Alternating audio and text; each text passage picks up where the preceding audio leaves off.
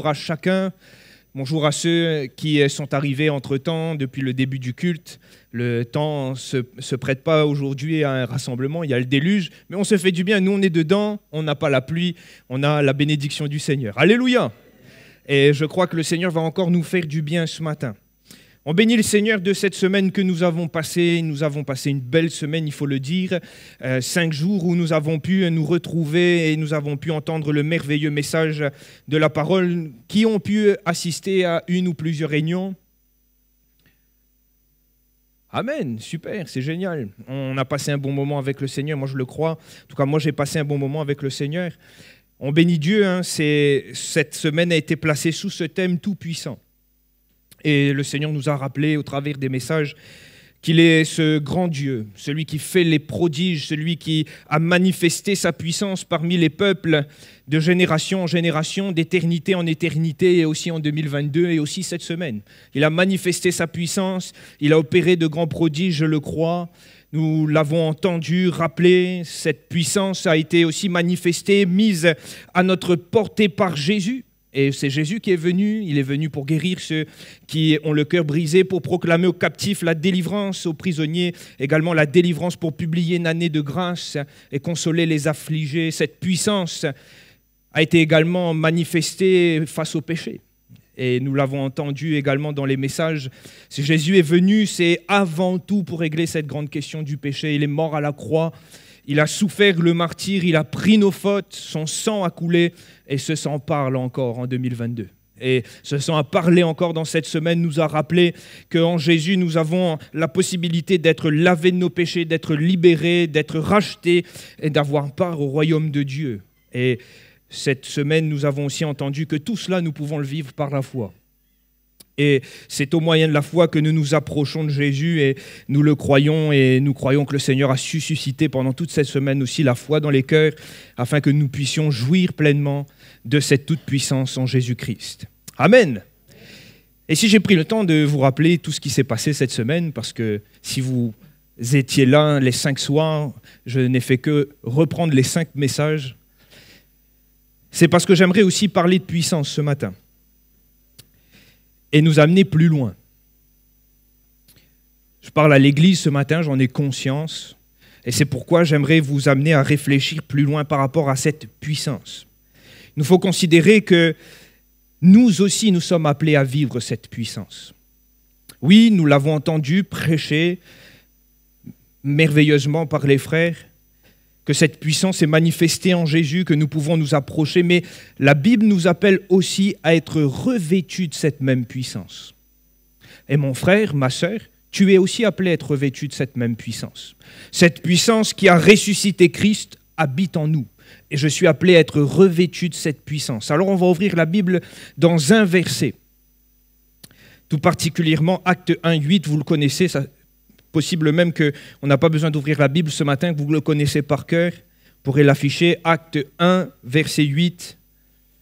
« Mais vous recevrez une puissance, le Saint-Esprit survenant sur vous, et vous serez mes témoins à Jérusalem, dans toute la Judée, dans la Samarie et jusqu'aux extrémités de la terre. Amen. Et vous recevrez une puissance. » Il est question de puissance. Et quand on met ce texte avec le texte de Jean 14, on remarque que la Bible nous donne finalement quelques dimensions du ministère de l'Esprit. On l'avait déjà abordé avec l'Église et je le répète, le Saint-Esprit est une personne. Ce n'est pas une puissance, c'est une personne. Et nous voyons le ministère du Saint-Esprit dans son expression dans 3 dimensions et on le voit très bien dans Jean 14 et dans Acte 1:8. Il suffit juste de regarder les prépositions.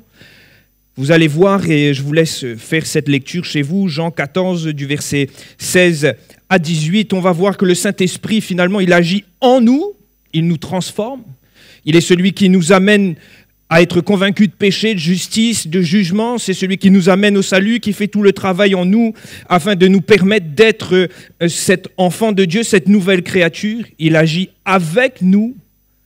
Et on comprend bien ce ministère de paraklétos, de paraclète, de consolateur, celui qui est avec nous, qui nous console, qui nous dirige, qui nous conduit, qui nous emmène là où le Seigneur veut nous amener, mais il est aussi agissant sur nous. vous recevrez une puissance, et le Seigneur va même dire que le Saint-Esprit survenant sur vous. Et là, il est question de la dimension de puissance du Saint-Esprit. Et c'est ce que j'aimerais partager avec vous, revêtu de puissance. C'est ce que je suis appelé à être. C'est ce que tu es appelé à être ce matin. Revêtu de puissance. Alléluia. Et il nous faut comprendre que dans les Écritures, cela est une promesse, cette dimension de puissance dans l'œuvre du Saint-Esprit n'est pas juste réservée à ce texte de Actes 1:8, mais notre Seigneur Jésus-Christ lui-même a exprimé cela et les Écritures ont permis que nous voyions cette dimension de puissance de l'Esprit déjà agissante en Jésus-Christ. Parce que regardez, lorsque Jésus va être baptisé, la Bible nous dit que le Saint-Esprit va survenir sur lui. Et encore la même préposition, sur lui. Et dans Luc, au chapitre 4, au verset 1er, il est question d'après le baptême de Jésus. Et il nous parle de Jésus rempli du Saint-Esprit, revint du Jourdain, là où il a été fait baptiser. Et au verset 14, Luc va nous dire que c'est revêtu de quoi? De la puissance du Saint-Esprit. Et on remarque que c'est là aussi une des dimensions de l'Esprit, du ministère de l'Esprit, c'est de nous revêtir de puissance. Et mon frère, ma sœur, j'aimerais te dire ce matin, tu ne peux pas quitter ce lieu sans avoir reçu ce revêtement de puissance. Je ne peux pas continuer ma vie et continuer à avancer avec le Seigneur sans avoir reçu ce revêtement de puissance. Ce matin, j'aimerais vraiment qu'on puisse aspirer à le vivre, aspirer à être revêtu de puissance, parce que c'est ce que nous voyons dans les Écritures, c'est une promesse. C'est ce que Jésus est en train de dire à ses disciples, alors qu'il va remonter au ciel, vous recevrez une puissance. Le Saint-Esprit qui surviendra sur vous, et vous serez mes témoins.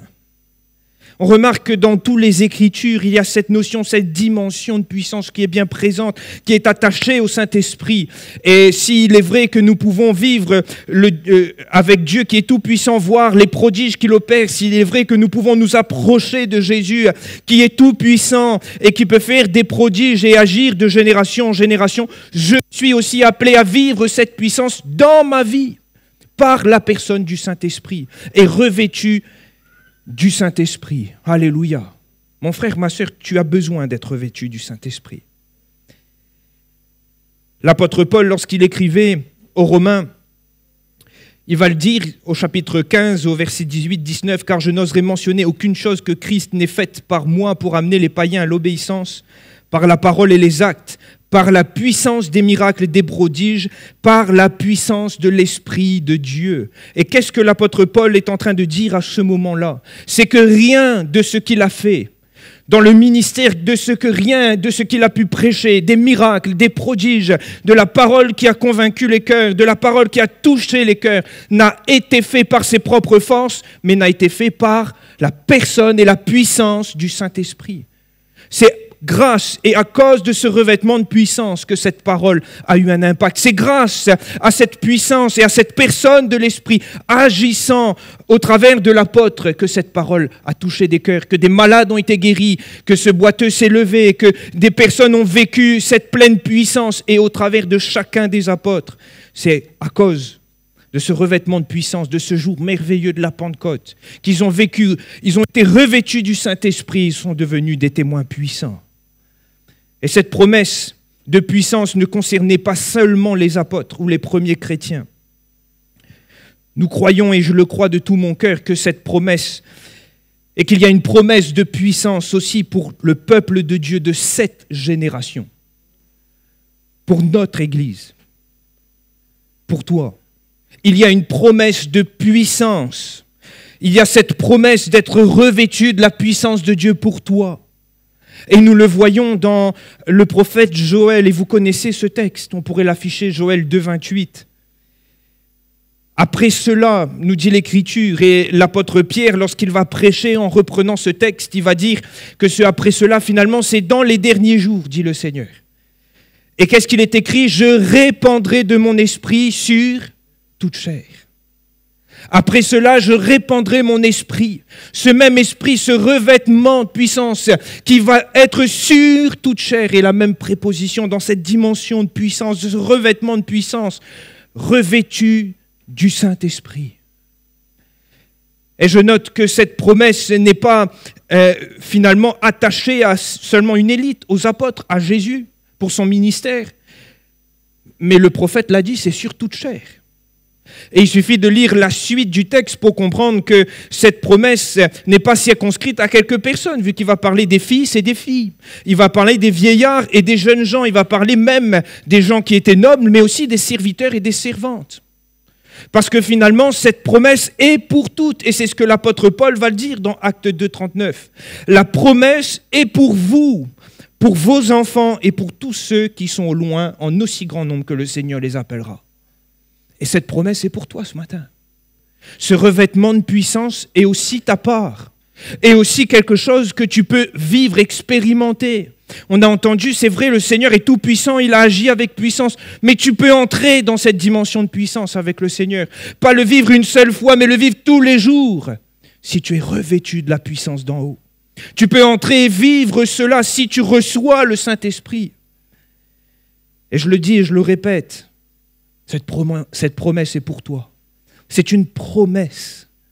Il n'est pas question de quelque chose où il faut faire plein d'efforts. Il n'est pas question d'un diplôme, il est question d'une promesse. Moi, je remarque que dans la parole, tout comme Jésus a reçu du Père le Saint-Esprit, Jésus nous invite à recevoir le Saint-Esprit. Vous recevrez. C'est très simple. Vous recevrez. En grec, si on regarde ce terme « recevoir », il est question de lambano qui pourrait être traduit également par « prendre ». Et il nous faut comprendre que finalement Dieu donne et nous le recevons.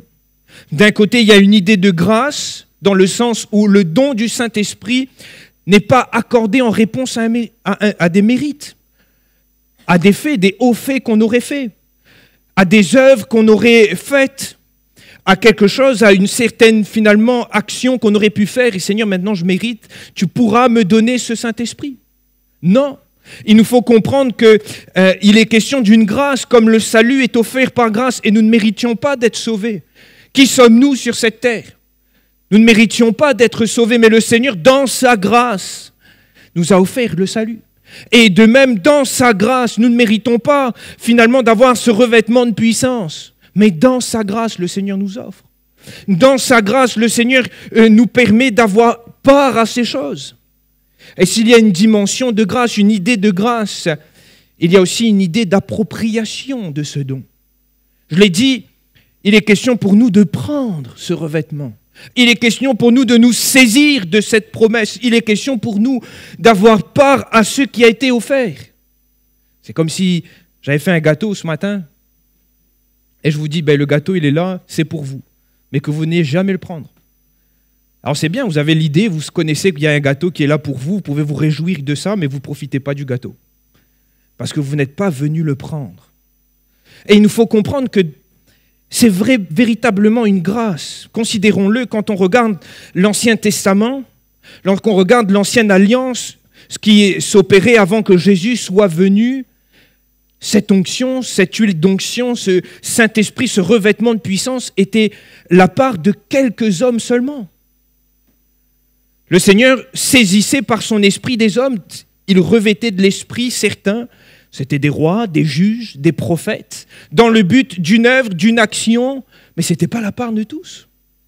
C'était réservé à une partie des personnes, à des personnes qui étaient choisies, et c'est pour cela, et c'est là la promesse de Joël, ce prophète de l'Ancien Testament, qui va dire que dans les derniers temps, dans cette nouvelle économie de la nouvelle alliance, la promesse et l'esprit, ce revêtement de puissance est la part de tous. Et tous ceux qui croient peuvent vivre cela. Tous ceux qui croient peuvent entrer dans cette dimension puissante de la vie chrétienne et de la vie de l'esprit. Parce que c'est ta part. Et l'apôtre Pierre va le dire, c'est pour vous qui croyez. Et j'aimerais nous le faire comprendre ce matin, c'est que finalement pour vivre et pour bénéficier de ce revêtement de puissance, il est question aussi d'une dimension de foi. Il est question pour celui qui veut vivre et être revêtu de la puissance d'en haut, de se saisir de cette promesse par la foi. On remarque que lorsque Paul va arriver dans ce pays où ces personnes, l'Église était naissante, dans Actes 19, Paul va dire « Avez-vous reçu le Saint-Esprit quand? Lorsque vous avez cru ?» Pourquoi? Parce que l'apôtre Paul va tout de suite attacher finalement d'une façon très simple la réception de la promesse à la foi en Jésus. Parce que finalement, c'est par la foi que nous prenions possession de toutes les promesses de la parole de Dieu. Et même cette promesse de l'Esprit, nous la possédons par la foi. Même cette promesse qui a été faite que dans les derniers temps, l'Esprit serait répandu, nous la possédons et nous pouvons la vivre par la foi. Et ça, mon frère, ma sœur, j'aimerais te le dire ce matin. Il est question pour toi de croire fermement que cette promesse est ta part. Si tu as cru, si tu as accepté Jésus comme ton Seigneur, il n'y a pas de raison pour que le Seigneur ne te revêt pas de puissance ce matin. Il n'y a pas de raison pour que tu sortes de ce lieu sans que le Seigneur t'ait revêtu de puissance. C'est sa promesse. Ces promesses sont oui, amen, n'est-ce pas? Le Seigneur n'est pas un homme pour mentir, n'est-ce pas non plus? Le Seigneur est Dieu. Et il nous l'a promis, à nous qui croyons, à nous qui sommes ses disciples, à nous qui le suivons, à nous qui sommes attachés à sa parole, que si croyons, nous verrons aussi sa gloire et nous serons aussi remplis de l'Esprit. Alléluia. C'est une promesse, frères et sœurs. C'est une promesse qui est pour nous de vivre cette dimension puissante.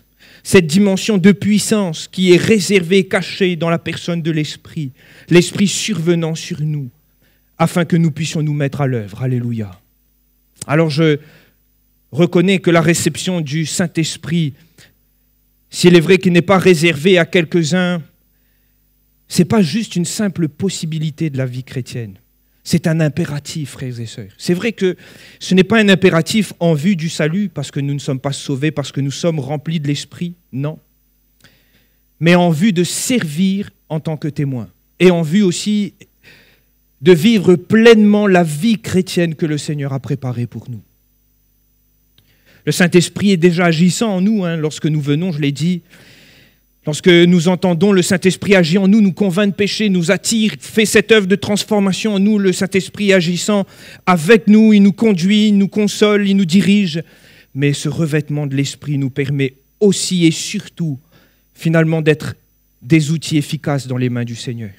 Nous permet surtout de vivre pleinement la vie chrétienne que le Seigneur a préparée pour nous. Et mon frère, ma sœur, tu ne peux pas continuer sans être revêtu de puissance. Ce n'est pas, et je le répète, j'insiste ce matin, ce n'est pas une possibilité, mais un impératif. Tu as besoin de ce revêtement de puissance. Alléluia. Je l'ai dit, ce revêtement de puissance est dans ce but et a toujours été dans ce but. Dans le but, finalement, qu'on sert le Seigneur. Dans le but d'être ses témoins. Regardez, dans le texte qu'on a lu de Actes 1:8, vous recevrez une puissance, le Saint-Esprit survenant sur vous, et vous serez mes témoins. Et finalement, on comprend que la réception du Saint-Esprit, de ce revêtement, a toujours été en vue d'une mission, d'un travail, d'une œuvre. Même, je l'ai cité tout à l'heure, dans l'ancienne alliance, dans l'ancienne économie, quand le Seigneur revêtait de puissance, mettait son esprit sur des hommes, c'était aussi en vue d'une œuvre. Lorsque les rois étaient oints rois par le Seigneur, c'était dans le but d'exercer la royauté selon le cœur de Dieu. Lorsque les prophètes étaient oints prophètes, c'était dans le but de pouvoir être les porte-paroles du Seigneur dans leur génération. Et pour nous, gens de la maison de Dieu, enfants de Dieu qui vivons sur cette nouvelle alliance, c'est pareil. Si le Seigneur nous revêt de puissance, ce n'est pas juste pour avoir une petite médaille, je suis baptisé du Saint-Esprit, alléluia, gloire à Dieu, mais c'est dans le but que je sois un instrument à sa gloire. Dans le but que je sois un témoin efficace, dans le but que je puisse aussi servir à l'avancement de son œuvre, dans le but que finalement ma vie, ma simple bouche, puisse être des instruments de justice pour le Seigneur. C'est ce que nous voyons. Regardez l'apôtre Pierre. C'est lui qui prêche le jour de la Pentecôte. Après avoir reçu l'onction du Saint-Esprit, après avoir reçu ce revêtement de puissance. Mais c'était lui aussi qui, quelques jours auparavant, avait renié Jésus. Mais le Saint-Esprit et le Seigneur lui avaient pardonné, il avait vécu ce pardon, mais quand il a reçu ce revêtement de puissance, le Seigneur a su l'utiliser, le façonner, afin d'être un témoin efficace. Et c'est finalement ce que nous voulons atteindre et c'est le but que nous voulons vivre. Recevoir le Saint-Esprit afin d'être des instruments efficaces, afin d'être des instruments de qualité entre les mains du Seigneur, afin d'être, lorsque nous parlons, être cette flèche taillée, finement aiguisée qui perce le cœur, afin que par, ne serait-ce même ma vie finalement, il y a Christ qui soit reflété, afin que dans tout ce que je fais, de tout ce que je peux faire, finalement, je sois un témoin et un acteur du royaume de Dieu. Le Seigneur ne nous a pas sauvés pour être des spectateurs, non, le Seigneur nous a sauvés afin que nous soyons des acteurs pour son royaume. Alléluia. L'apôtre Paul pouvait dire, nous sommes ambassadeurs de Dieu. Nous sommes des acteurs. Nous sommes revêtus finalement de cette autorité que le Seigneur nous a donnée, mais aussi nous sommes revêtus de cette identité de chrétien. Nous sommes censés amener cette bonne odeur de Christ. Nous sommes censés partager l'œuvre de Jésus-Christ. Et les gens, normalement, quand ils devraient nous regarder, nous voir, ils devraient voir Jésus en nous. Alléluia. Et c'est ce qui devrait toucher leur cœur. Alors, il nous faut comprendre ce matin que s'il y a une dimension de puissance dans le don de Saint-Esprit, il ne s'agit pas de s'arrêter à le recevoir. Je m'explique, il faut encore le manifester. Regardez dans 1 Corinthiens au chapitre 2, au verset 4, l'apôtre Paul va dire « Ma parole et ma prédication ne reposaient pas sur les discours persuasifs de la sagesse, mais sur une démonstration d'esprit et de puissance. » Une démonstration d'esprit et de puissance. Et cette même puissance, c'est celle de l'esprit, c'est ce revêtement de puissance. Mais comprenons-le, il n'est pas simplement question, et peut-être je m'adresse à quelqu'un qui a reçu déjà ce revêtement de puissance, de simplement le recevoir, mais aussi d'être des acteurs. Parce qu'on peut être rempli du Saint-Esprit, mais finalement ne pas s'exercer. On peut être rempli du Saint-Esprit, mais finalement ne pas être un acteur. Le Seigneur nous a donné ce revêtement de puissance en vue de son royaume, de sa mission, mais on peut aussi dire, Seigneur, c'est bon, maintenant je suis rempli. Alléluia, gloire à Dieu. Mais le Seigneur nous amène plus loin. Nous sommes appelés à vivre et être des acteurs de l'Esprit, des gens de l'Esprit, des gens qui vivent cette vie de l'Esprit. Et c'est ce que l'apôtre Paul est en train de dire. Ma prédication ne reposait pas sur des discours de la sagesse, mais j'ai mis en action, j'ai démontré, et ça a été une démonstration d'esprit de puissance, parce que l'Esprit agissant en moi, et moi étant acteur, l'Esprit a pu être agissant. L'Esprit a touché les cœurs. L'Esprit a permis à ce que des gens soient guéris. L'Esprit a permis à ce qu'il y ait une parole de connaissance, de sagesse, de foi qui soit donnée, parce qu'il y a eu une action de la personne. Il y a notre part aussi après. On peut être rempli de l'Esprit, mais aussi après s'asseoir, se reposer. Mais c'est ce que le Seigneur nous demande, et s'il nous a revêtus de puissance, c'est dans le but que nous soyons des acteurs et que nous soyons agissants. Comprenons-le ici que pour qu'il y ait une démonstration de puissance, comme l'a écrit l'apôtre Paul, et d'Esprit Saint, il faut non seulement que des hommes et des femmes soient pleins du Saint-Esprit, mais que des hommes et des femmes se mettent à agir par l'Esprit. Et ça, c'est important, frères et sœurs. Parce que finalement, on peut être revêtu du Saint-Esprit, de cette puissance. Nous pouvons avoir reçu ce revêtement de puissance, mais finalement, jamais agir par l'Esprit. Et c'est terrible, parce que le Seigneur nous revêt en vue. Le Seigneur nous revêt de son Esprit, met ce revêtement de puissance sur nous en vue de quelque chose, en vue d'une œuvre. Frères et sœurs, nous devrions entendre beaucoup de dons spirituels de personnes différentes. Nous devrions entendre beaucoup de paroles de connaissance, de sagesse. Pourquoi ? Parce que nous sommes des gens de l'Esprit. Et le Seigneur nous a revêtus. Et je sais, pour certains et pour une grande majorité d'entre nous, tu as été revêtu du Saint-Esprit. Mais qu'as-tu fait du revêtement de puissance? Qu'as-tu fait? On peut prendre l'exemple de Saül. Il avait reçu l'onction de roi. Qu'a-t-il fait de cette onction de roi? On a vu au début, il a été ce roi qui était saisi par l'Esprit, on l'a entendu prophétiser, on l'a entendu agir puissamment, mais à un moment donné, c'est plus l'Esprit qui agissait.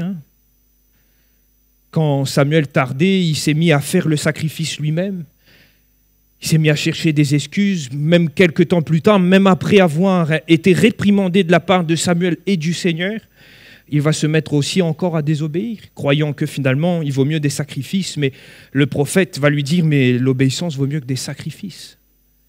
Qu'avons-nous fait de ce revêtement de puissance? Et la question, et c'est là la réflexion pour chacun d'entre nous, nous avons été revêtus pour servir. Nous avons été oints pour servir. Et il y a ce beau texte que Jésus s'approprie du prophète, « Il m'a oint pour ». Alléluia. Et le Seigneur n'a pas commencé son ministère sans s'être fait baptiser et avoir été oint du Saint-Esprit. Et c'est oint du Saint-Esprit qui s'est mis à agir, à parler, à prêcher et à guérir des malades. Alléluia. Et c'est pareil pour nous. Revêtus de puissance pour. Et il nous faut comprendre parce qu'il y a cette dimension de puissance que le Seigneur veut que nous puissions vivre en lui. Oui, l'Esprit agit en nous, avec nous, mais l'Esprit aussi est censé nous revêtir, descendre sur nous, nous saisir, afin que nous soyons des instruments. La guitare, elle est là, mais si je ne la joue pas, il n'y a pas de son. Et c'est pareil pour nous. Le Seigneur peut nous revêtir du Saint-Esprit, mais si nous ne nous mettons pas en action, nous ne permettons pas au Seigneur d'agir. Alors il nous faut comprendre qu'il y a là aussi une dimension de foi. Il y a une dimension de foi dans la réception de la promesse. Il y a une dimension de foi dans l'action. Il n'y a pas de démonstration d'esprit et de puissance sans finalement une mise en œuvre de la foi. Lorsque vous regardez dans Acte 3 au verset 16, c'est Pierre qui parle. Il parle justement de ce qui vient d'arriver au temple. Il y a cet homme qui était mendiant, qui était là, qui était boiteux, depuis la naissance, qui demandait l'aumône, et qui va entendre Pierre et Jean lui dire « Je n'ai ni argent ni or, mais ce que j'ai, je te le donne. Au nom de Jésus, lève-toi et marche. » Manifestation d'un don de puissance. Alléluia. Et l'apôtre Pierre va dire au verset 16, « C'est par la foi en son nom que son nom a raffermi celui que vous voyez et connaissez. » C'est par la foi en son nom que cela a été possible. C'est par la foi en son nom que Pierre a pu exercer ce don. C'est par la foi. Il y a une dimension de foi dans l'exercice finalement de cette vie de l'esprit. Il y a une dimension de foi. C'est comme ce matin, je vous prêche, mais il y a une dimension de foi. Je crois que le Seigneur est vivant, que le message a été inspiré, je vous le donne, de la part du Seigneur. Il y a une dimension de foi. Ce n'est pas le Seigneur qui vous parle directement, c'est au travers de ma bouche. Il faut que je l'ouvre, il faut que j'ai la foi en son nom, que c'est le Seigneur qui parlera ce matin. C'est comme lorsque nous donnons un don spirituel, il y a une dimension de foi. Nous donnons un message que nous avons reçu et nous sommes intimement convaincus que cela vient du Seigneur. Nous croyons, nous avons foi et nous exerçons notre foi. Croyez-moi que lorsque nous donnons un parler en langue ou lorsque nous donnons une interprétation, ce n'est pas le Seigneur qui saisit notre langue, c'est nous qui ouvrons notre bouche. Le Seigneur nous inspire. Nous avons reçu ce revêtement de puissance, le Seigneur nous inspire, mais il faut faire le pas de foi et dire « Seigneur, maintenant j'ouvre ma bouche et je vais dire ce que tu m'as communiqué. » Alléluia. Et comprenons ce matin qu'il ne faut pas nous contenter de dire « Je suis baptisé du Saint-Esprit. Je parle en langue. J'ai la puissance. Mais je ne la mets pas en œuvre. » Ce serait dommage. Ce serait triste. Parce que le Seigneur nous a revêtus de puissance. Et pour celui qui n'est pas baptisé, le Seigneur souhaite te revêtir de puissance dans le but de son œuvre, pour que tu sois un acteur, pour que tu sois agissant. Et il nous faut le saisir ce matin. Oui, il y a cette dimension de puissance dans l'esprit. Si Dieu est tout-puissant, si Jésus a exercé sa puissance, l'Esprit est aussi tout-puissant comme Dieu le Père et comme Jésus le Fils. Et cet Esprit est en nous. Alléluia. Et nous sommes appelés, et c'est Jésus qui va dire cela à ses disciples, vous ferez des œuvres encore plus grandes. Pourquoi ? Parce que ce même Esprit, le Seigneur, il souhaite nous le donner et nous revêtir de cette puissance. Alléluia. Mais il nous faut, il est vrai, considérer cette promesse, se saisir de la promesse. Il est question pour nous aussi d'être acteurs et ouvriers par la foi en son nom et de se mettre en action. J'aimerais aller dans cette dernière partie du message et le terminer avec cela. C'est que ce revêtement de puissance que nous recevons, nous devons l'entretenir. Vous savez, c'est comme un beau manteau. Personne n'a des manteaux de fourrure qui coûtent une fortune. Imaginez que je vous en offre un. Si je vous en offre un, ça a coûté quelques milliers d'euros. On va faire attention. On va prendre soin. On ne va pas laisser dans l'armoire moisir. Allez, on va prendre quelque chose qui nous parle peut-être plus. On achète une belle chemise de marque. Ça a été un cadeau, on sait que ça a coûté un peu cher. Qu'est-ce qu'on va faire ? On va prendre soin de ce vêtement. Et c'est pareil, finalement, lorsque nous recevons ce revêtement de puissance. L'Esprit de Dieu qui vient nous saisir. C'est l'Esprit de Dieu, non ? C'est quelque chose de valeur. N'est-ce pas ? Ça a de la valeur ou pas ? Ça a de la valeur. Amen. Oui, ça a de la valeur. Je vous assure que ça a de la valeur.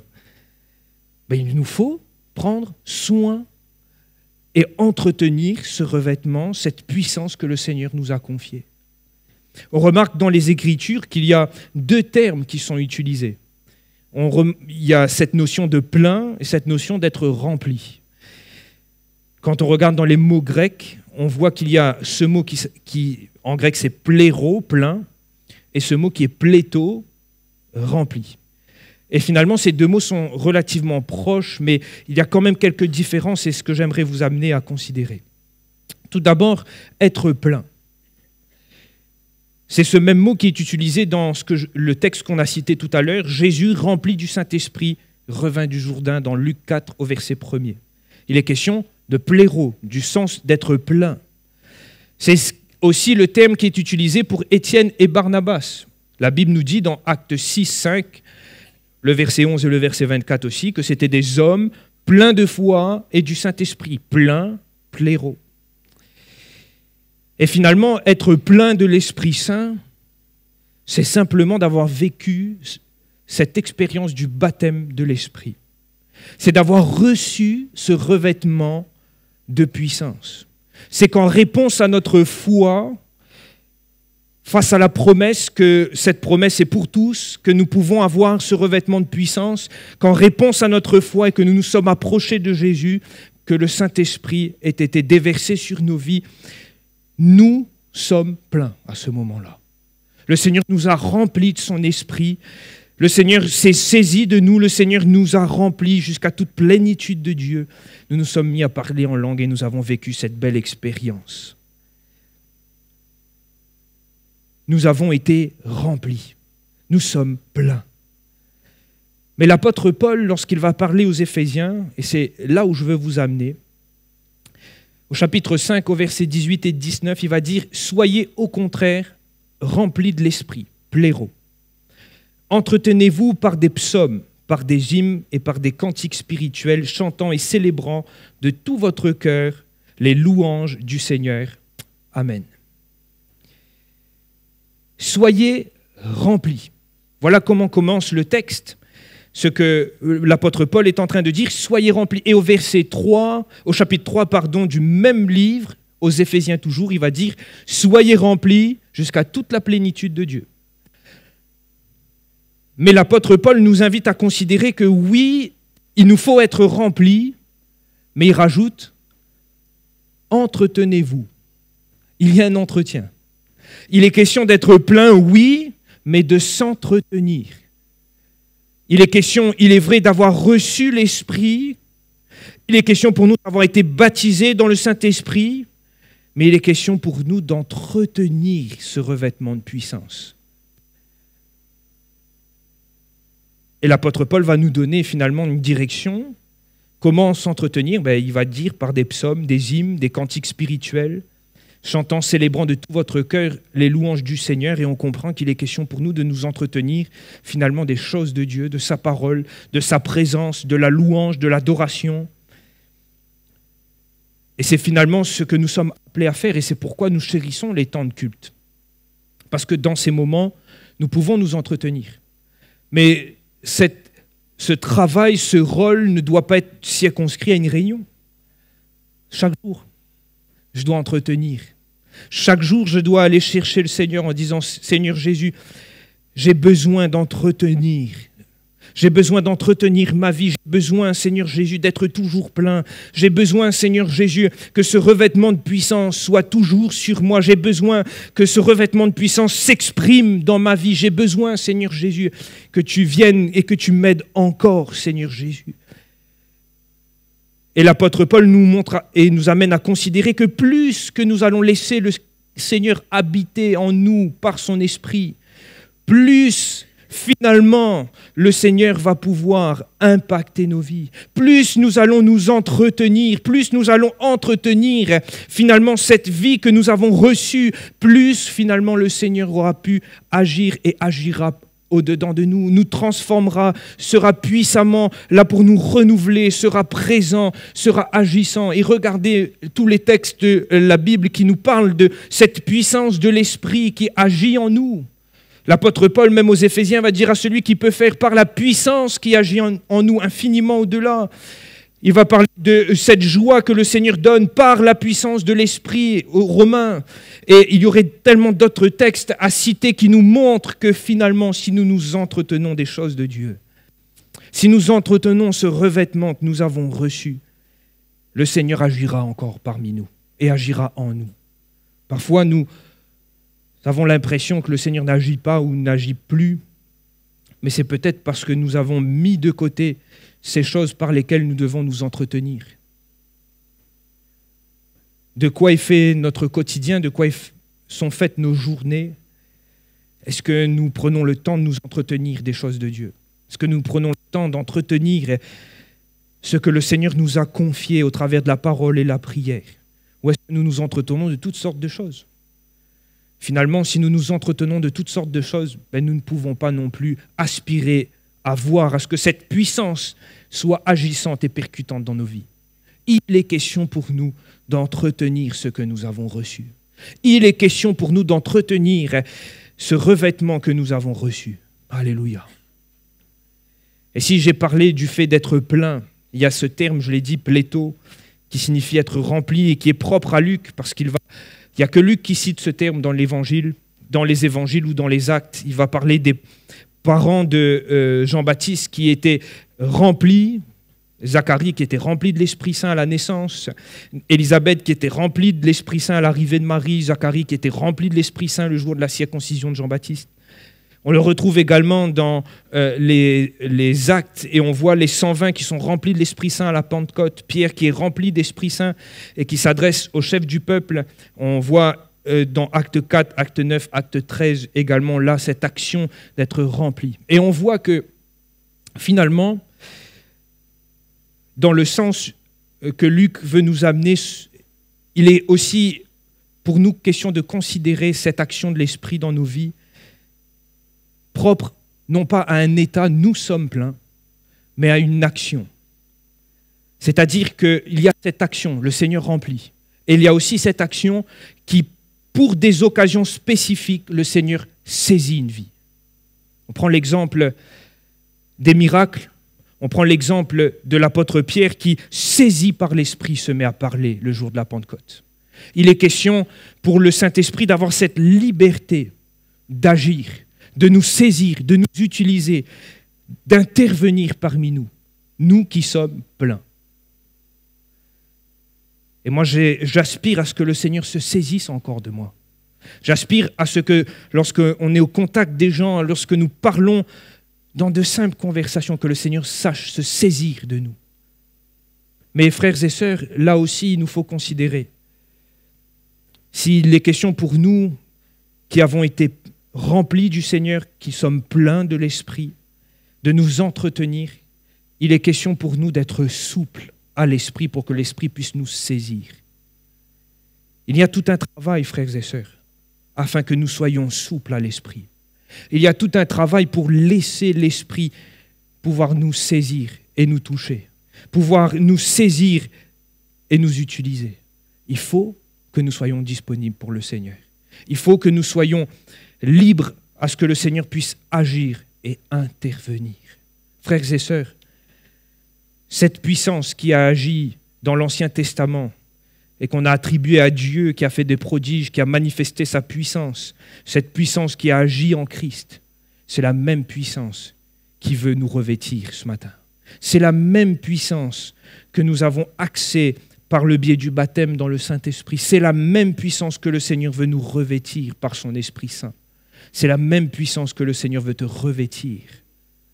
Cette puissance, le Seigneur veut qu'elle puisse te servir à être un ouvrier efficace, un outil efficace, un instrument préparé, taillé, propre pour l'œuvre que le Seigneur a préparée. Et il est question pour chacun d'entre nous qui avons reçu cet esprit de le travailler, d'entretenir ce que nous avons reçu. Bien plus que l'entretenir, d'être souple et disponible pour que le Seigneur agisse par son esprit. Alors ce matin, on ne pourrait pas terminer ce message sans rechercher l'Esprit, sans rechercher à ce que le Seigneur remplisse, sans rechercher à ce que le Seigneur saisisse, sans rechercher à ce que le Seigneur renouvelle, sans rechercher à ce que le Seigneur revienne se saisir de nos vies. Et nous allons le faire, on va prendre le temps ce matin de le faire. On va mettre l'heure de côté, on va mettre les circonstances de côté, il pleut dehors, ne vous inquiétez pas. Et on va chercher la personne du Saint-Esprit. Le Seigneur ne parle pas en vain, vous savez. Le Seigneur veut nous revêtir de puissance. Vous recevrez cette puissance. Peut-être quelqu'un ce matin a été un peu comme Saül, a reçu cette onction du Seigneur, mais après s'est planté considérablement. En n'étant pas souple, en n'entretenant pas ce que le Seigneur lui a donné, en préférant finalement ses pensées, ses volontés, ses directions plutôt que celles de l'Esprit. Et finalement, l'Esprit n'a pas pu agir et on connaît la fin de Saül. Il a terminé loin de Dieu. Et peut-être que toi, tu n'es pas encore loin de Dieu, mais tu as mis tout ça en stand-by. Tu as simplement mis une petite médaille à la chemise, baptisé du Saint-Esprit. Mais le Seigneur veut que nous soyons bouillants ce matin. Pas simplement bouillants pour être bouillants, mais bouillants pour servir. Nous sommes l'Église de Dieu. Nous sommes appelés à servir, frères et sœurs. Tous, quel que soit l'âge. Regardez dans le texte de Joël, on parle des fils et des filles, des jeunes gens et des vieillards, des gens nobles comme des serviteurs et des servantes. Nous sommes appelés à servir. Tous, sans distinction. Et le Seigneur veut se saisir. Alors on va passer un moment dans la prière, rechercher le Saint-Esprit. Alléluia.